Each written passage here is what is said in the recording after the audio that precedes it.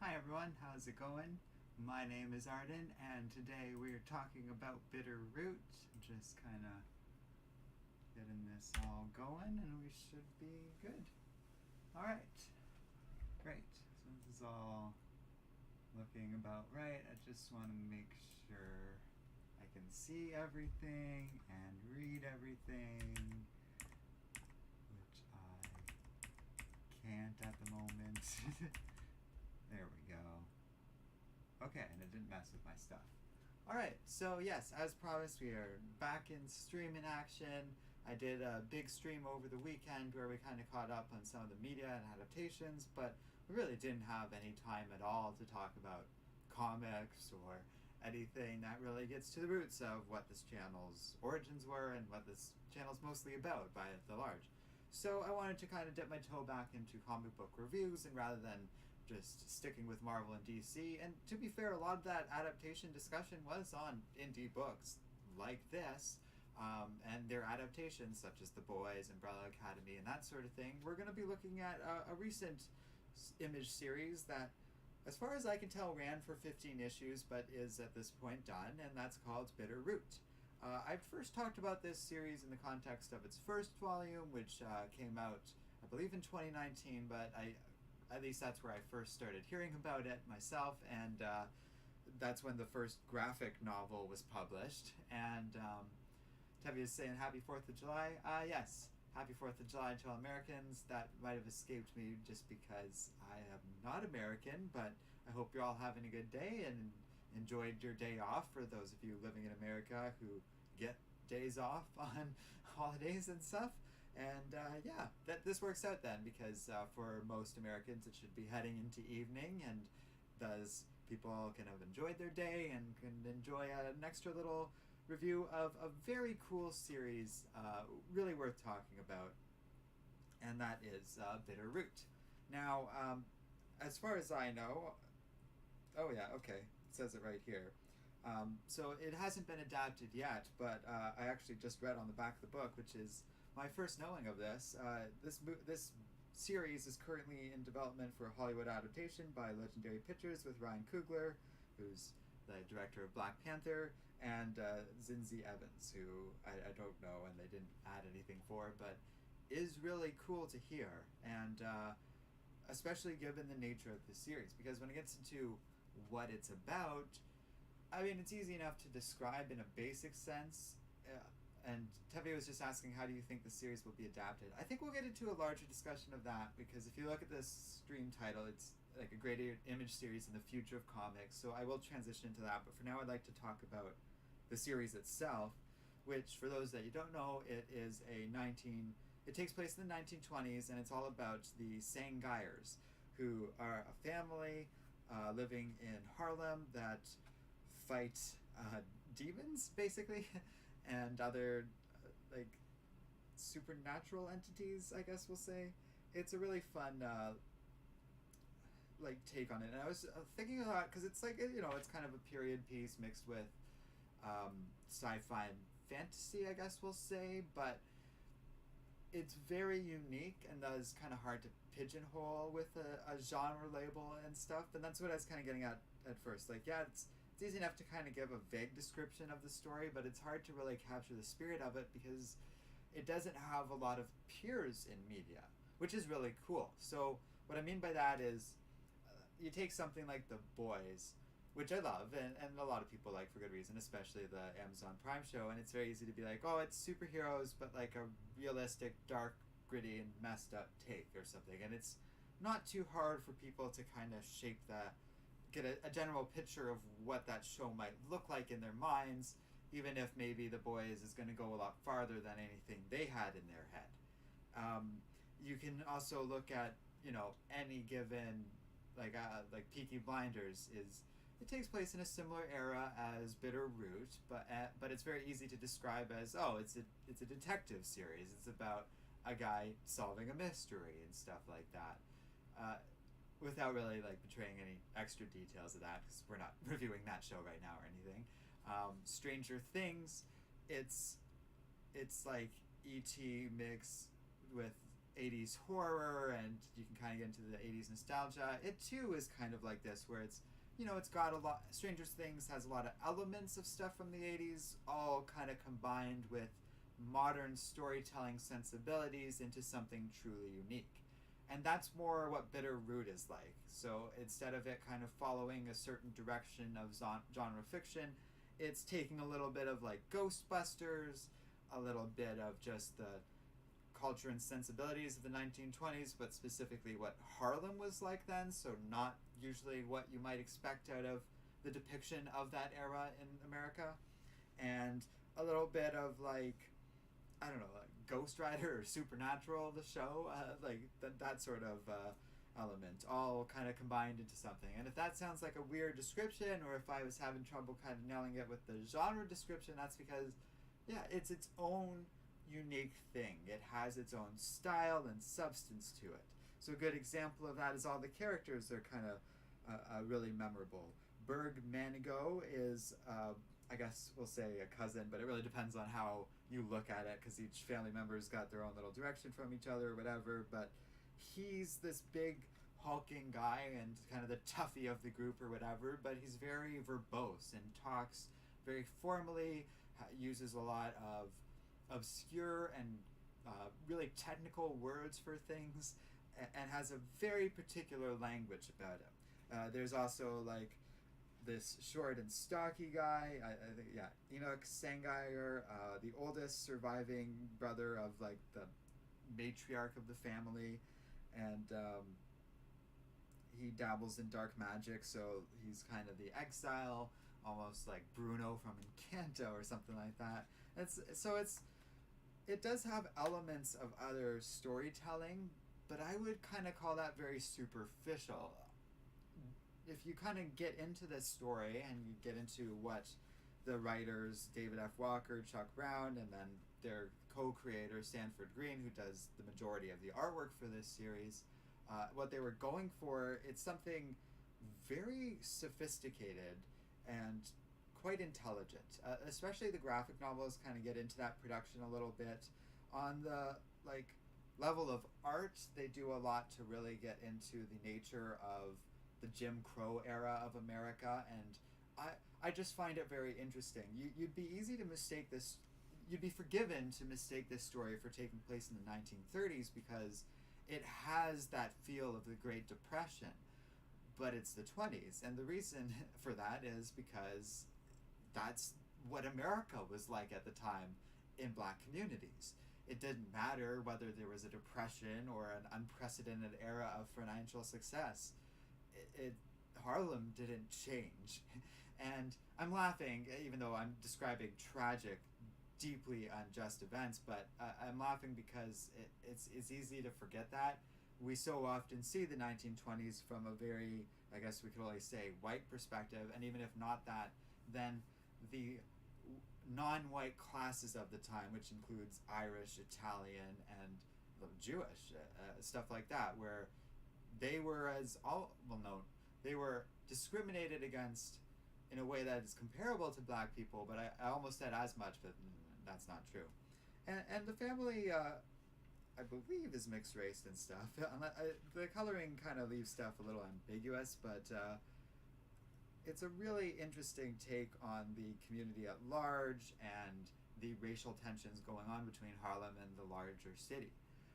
All the while, there's also, demons and weird magic foo-fa going around and stuff like that.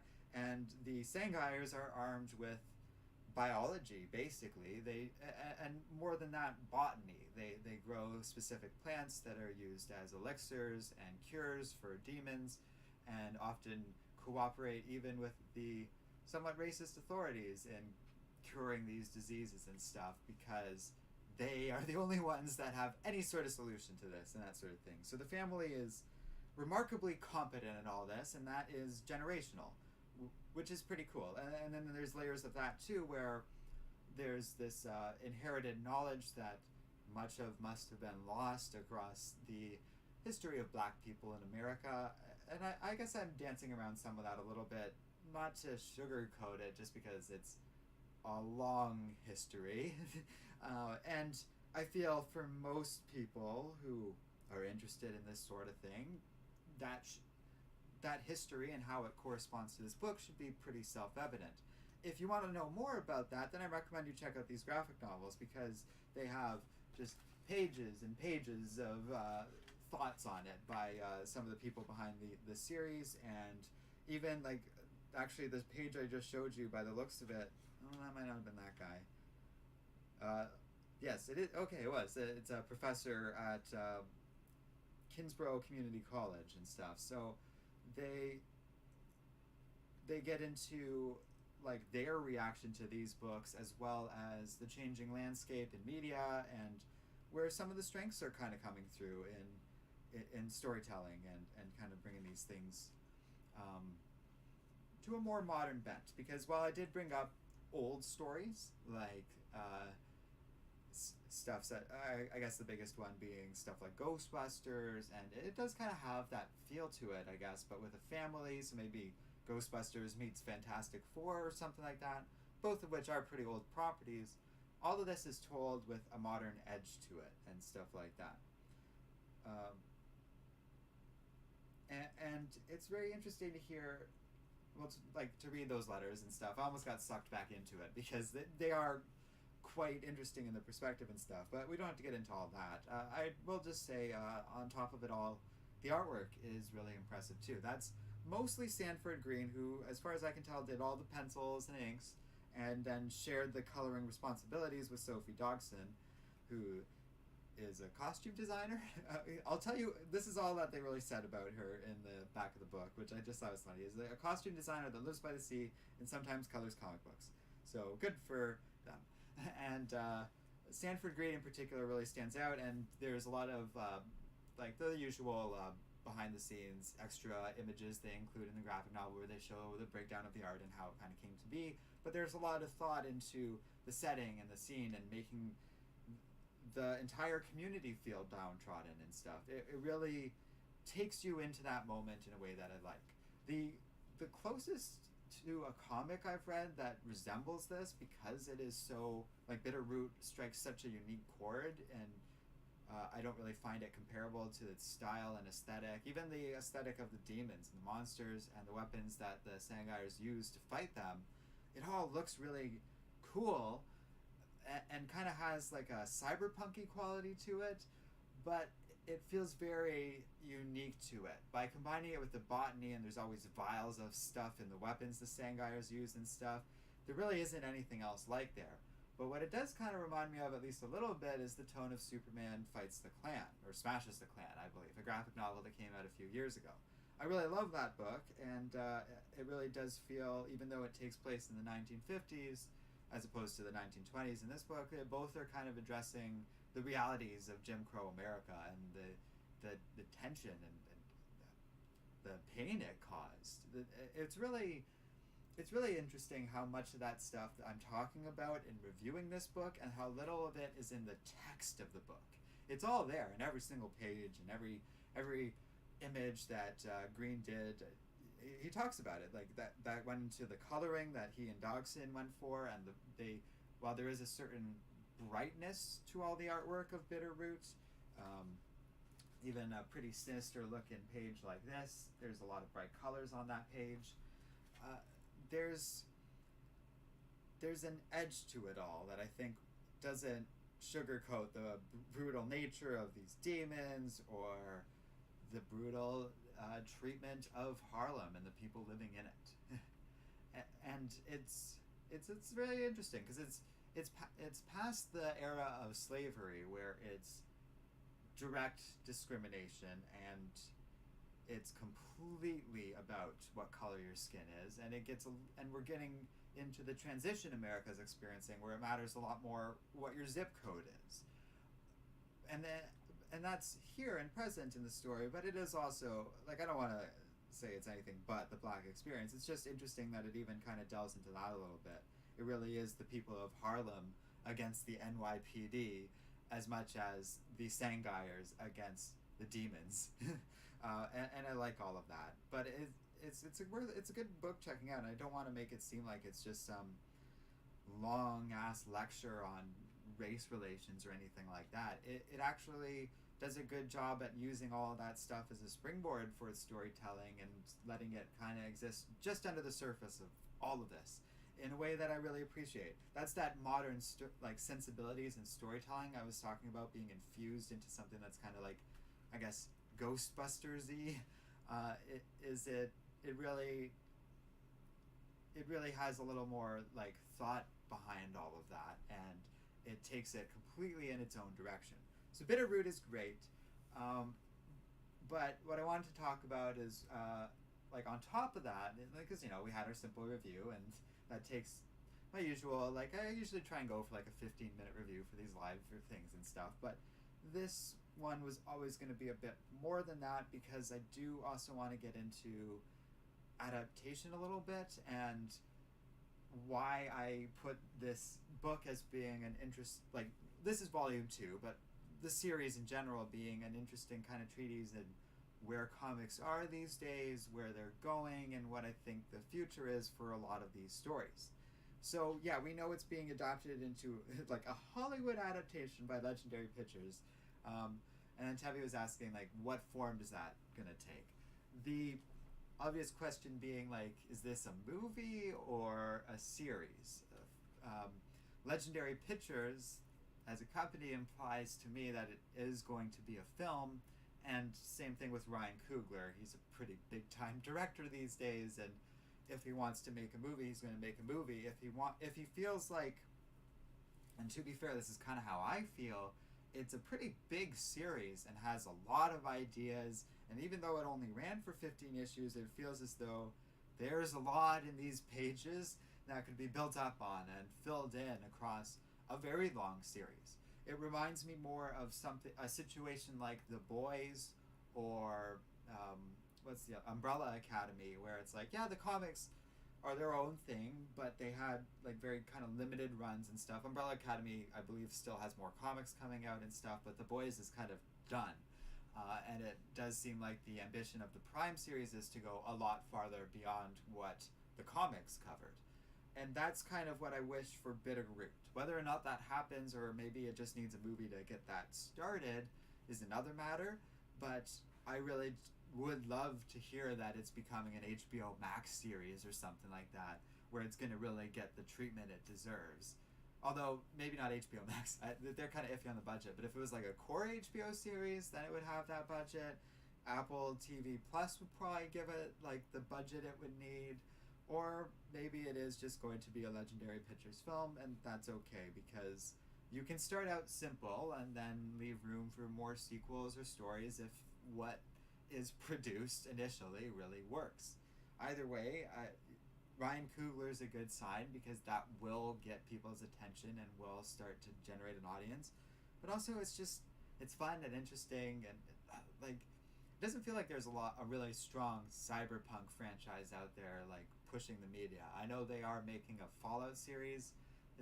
Fallout isn't really cyberpunk, it's like more atom punk. Atomic punk, whatever that's called. But yeah.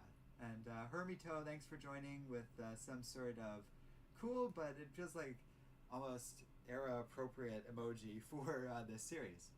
But beyond like it being made into a movie, because that's actually pretty standard these days in terms of you get your indie book out there. Chuck Brown and Walker are both pretty well-established writers at this point. Chuck Brown in particular, like, feels as though he's, I don't want to say up-and-comer because he's been everywhere at this point, but he feels like he could really start to take center stage in the comic book world, maybe get like a big series of Marvel or DC, or maybe get a few more series like Flawed, oops, I'm looking the wrong way, that I've been showing on the images as it goes by, which he's attached to really start to get his name out there. And I really think, well, no, it's a group effort. I don't want to say it otherwise, but I really think these writers and artists behind the series are kind of represent the direction, even in Marvel and DC and the Star Wars books, like as someone's saying, I'll read your thing in a minute, Bublin. Like, they have a future too, and that's kind of what I meant by the title about the future of comics. Is, yeah, like in some ways, this creative team that brought you Bitterroot does also kind of represent where all of these comic book companies are going to be looking for talent in the future, and these kind of stories that are being told in Image. But also, it does feel like this kind of storytelling is going to start to take more and more of the center stage as like Marvel and DC kind of fill a niche. There's going to be like a market for other stuff, and even kind of superhero adjacent stuff like Umbrella Academy and The Boys really can just be the beginning of that. And I guess like that isn't even explicitly like unique to this time period. That's been going on for a long time, with Riverdale having a big long run and other comic book adaptations being bought up left and right by different studios, and also with this competition between like streaming companies. Everyone's going to be looking for original and interesting IP like this. So that's also kind of the biggest thesis of this title, is to look out for names like Bitterroot, Chuck Brown, David F. Walker, and Sandford Greene and stuff, because this, I hope, is the future. And if so, like reading this book and the first volume of Bitterroot, there is also volume 3, which I haven't gotten around to yet, but I kind of liked that because I could do this review without being too spoilery yet, because I don't fully know where this story is going yet. I can tell you just by these first 2 books alone, it's like, oh, there's a whole world here worth exploring, far beyond even just whatever these 15 issues could possibly cover, knowing that I've read 10 already. And yeah, so those are all pretty much the thoughts I had prepared. Bublin, thanks for joining us, and he's saying, hey, happy to catch the stream. Of the 3 Disney canon Darth Vader comic runs, which is your favorite and why? See, that's interesting because I've only read like 2 of them, so I'm going to quickly pull them up so I don't get them all mixed up. The one I really liked is the first one, I can tell you that. Oh, here we are. It's perfect. So, okay, I got 2. Oh, here we are, 3. So the one I'm thinking of, yes, is by Kieran Gillen from 2015 to 2016. I really liked that series. I thought it was like fun and nothing exactly outside of what I might expect for like in canon, in between movie storyline for Vader, but it really had some memorable moments, and I believe that has Vader down, yes, which also is like one of those big Rogue One style events for Vader that I think really let his power shine in a way we don't often get to see in the movies, outside of like that brief scene in Rogue One, which a lot of people criticize for its place in that movie, and perhaps rightfully so. Then there's the 2017 series by Charles Soule, which I have only read like a little bit of, but I have a lot of confidence that the rest of it would probably be pretty good too, because I haven't really read a book by Charles Soule I haven't liked. And there's the 2020 series that I haven't read at all. And that's why I had to look it up a little bit, because I didn't want to get that mixed up. And I don't know the writers as well. Oh no, it's Greg Pak. Okay, so I do know the writer, but I don't recognize like the artist names that I'm seeing here as much, and I don't really recognize the stories either, so I haven't like happened to pick them up. So that one, your guess is as good as mine. Like, I'm guessing you might have read that, but hopefully that is a decent answer, because I did like the first series and what I've read of the second series. Obviously there's a lot of books out there for me to catch up on, including Darth Vader and stuff like that, but I am not totally upset with the state of like what Disney has done with the Star Wars comics. It feels like they're having a lot of fun doing different things. I've read some of that High Republic era stuff they've been doing lately, which is like a cross-media publication they're doing. So I was reading some of the book, but then there's also like other stuff out there, including potentially comics and whatnot worth reading from the High Republic era. And that seems really cool to me. It does feel as though Disney is kind of broadening out in ways that remind me of the pre-Disney era extended universe Star Wars stuff that Dark Horse and those like book publishers and everyone else used to do. So and I'm glad you brought that up, actually, because it does feel right to bring that up in the terms of the future of comics, because we're kind of talking about like where things are going from here and stuff. And also, one final note on that, it is nice to know that, you know, this came out during the pandemic in a lot of ways and survived it, kind of, at least to 15 issues, but I know Image struggled a lot, but it doesn't feel like it's disappearing either, because we have stuff like Flood coming out, the Chuck Brown's new series, and Image is having its 30th year anniversary and stuff, so it's not as though indie books are going anywhere. And meanwhile, like I said, I've heard that there's a new volume of Umbrella Academy coming out to kind of coincide with season 3, so there is a lot of potential and future in this world.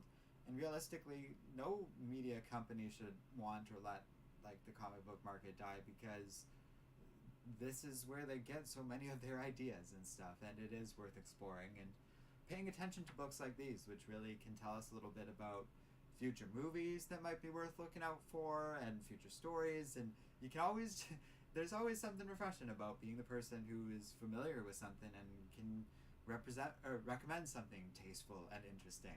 And it is funny calling a kind of like pulpy and genre-y book like this tasteful, but I would argue it is. It's got a lot of like clever things to it, and even though there is like supernatural and fantasy elements to it, doesn't mean it wasn't made with a lot of artistic integrity.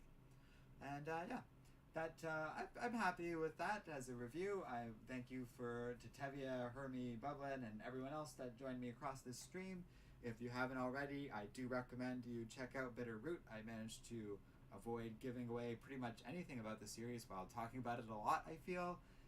So hopefully that was a satisfactory review or video or whatever, but it's good to be back just the same, and hopefully there will be more streams this week, including maybe we can even sneak in a review for Thor Love and Thunder after I see it, hopefully on Thursday.